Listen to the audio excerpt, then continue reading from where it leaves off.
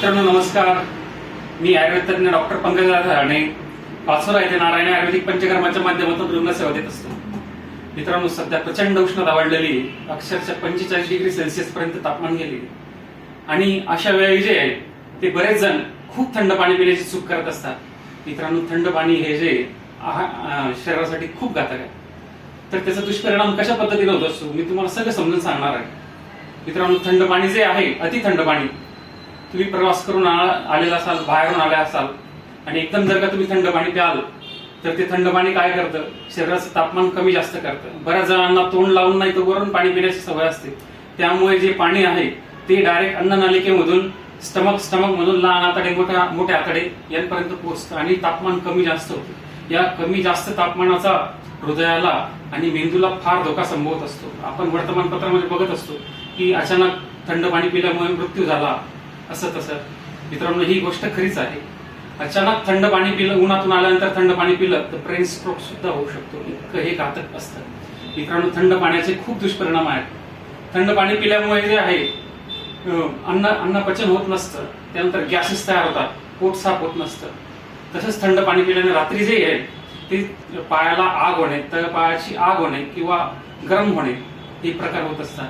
थंड पाण्यामुळे temperature maintain न जाणं, लघवी वाटे, तडाखा बसणे किंवा उन्हाळी लागणे असे प्रकार होत असतात. थंड पाणी पिल्याने कधीही ताण जात नसते, उलट पुन्हा पुन्हा ताण लागते. त्यामुळे थंड पाणी खूप घातक आहे. मित्रांनो थंड पाण्याने जे आतड्यांमध्ये जे स्पाझम होत असतात आणि त्या स्पाझममुळे मूळ व्याधीचे त्रास होत असतात. या गोष्टी खूप लोकांना लक्ष देत नसतात, पण मूळ व्याधीचा त्रास बऱ्याच वेळा खूप थंड पाणी पिल्याने होत असतो. थंड पाणी पिल्याने पुन्हा भूक लागत नाही. अशा पद्धतीची एक ना अनेक गोष्टी ज्या आहेत त्या थंड पाण्यामुळे होत असतात. मित्रांनो थंड पाणी हे स्पर्शाला जरी थंड असलं तरी आतमध्ये जे ते स्पाझम करतात, मग ते अन्ननलिकेचं स्पाझम असेल, स्टमकचं स्पाझम असेल, आतड्यांचं लहान मोठ्या आतड्यांचं स्पाझम असेल, त्यामुळे शरीराला दुष्परिणाम संभवतात. मित्रांनो तर काय करायचं आहे, तुम्ही जर उन्हातून आलेले असाल, खूप लहान मुलं खेळून आले असाल तर त्यांना पहिल्यांदा आल्याला थंड पाणी पिऊ देऊ नका. तर त्यांना फॅन खाली 2-4 मिनिटांसाठी बसून शरीर थंड करण्यास सांगा. त्यानंतर साध्या पाण्याने हातपाय धुवायला सांगा आणि त्यानंतर तळपाय, तरी उष्णता कमी होत नसेल तर तळपाय आणि तळहात यांना खोबरे तेल लावायला सांगा आणि त्यानंतर थंड पाण्यामध्ये साधे पाणी मिक्स करून ते प्यायला सांगा. आणि ती पाणी पिताना शांततेने बसून जिभेवरून घरंघर पोटात जाईल अशा पद्धतीने प्यायला सांगा. अशा वेळेस ते पाणी जे आहे ते अमृतासारखं गोड असेल.